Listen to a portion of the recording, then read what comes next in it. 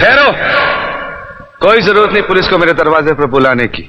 मगर बड़े भैया ये रवि, मैं अभी तक मरा नहीं हूं। घर की छोटी मोटी उलझने मैं खुद सुलझा सकता हूं। साहब जी ने डांटी है, अभी का भी डांटी है। अरे छोटी मालकिन के गहने चोरी हो गए और ये लोग हम पर शक कर रहे हैं। ये लोग सोच रहे हैं कि वो गहने हम कहीं बेचा है।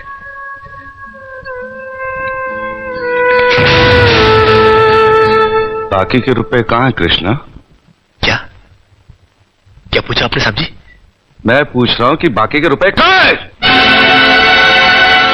ये आप पूछ रहे हैं साहब जी अपने कृष्णा से? देखो कृष्णा, गलती हर इंसान से होती है। तुम मुझे सही सही बता दो कि गहने तुमने कहां बेचे, मैं तुम्हें कुछ नहीं कहूंगा।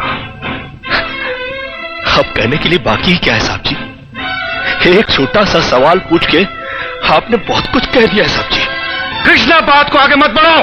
बात आगे बढ़ चुकी है साहब जी, बात आगे बढ़ चुकी है। अब तो आप पुलिस को ही बुलाइए।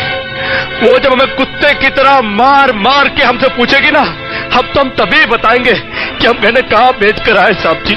मत कहो मुझे साहब जी। इसी साहब जी की इज्जत आज तुमने मिट्टी में मिला दी।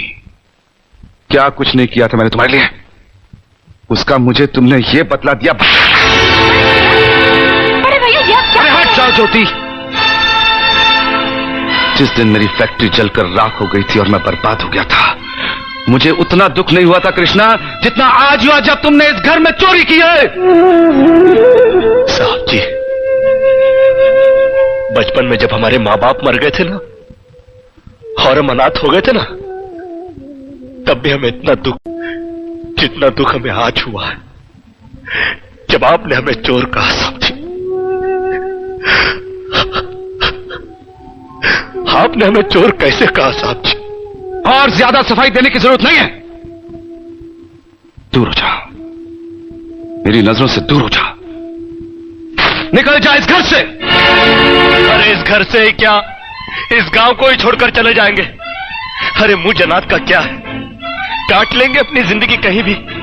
इतने साल इस घर में बेफिक्री से ये समझकर काट लिए कि साहब जी का हाथ है हमारे सर पर। हमको क्या है परवाह किसी बात की, मगर नहीं, अब हम जान गए कि इस दुनिया में अनाथ का कोई नहीं होता। हम जा रहे हैं साहब जी और इस घर में कभी नहीं आएंगे। अभी निकल जा। दोबारा इस घर की दहलीज में कदम भी रखा तो मेरा मरा हुआ मुंह देखेगा तू।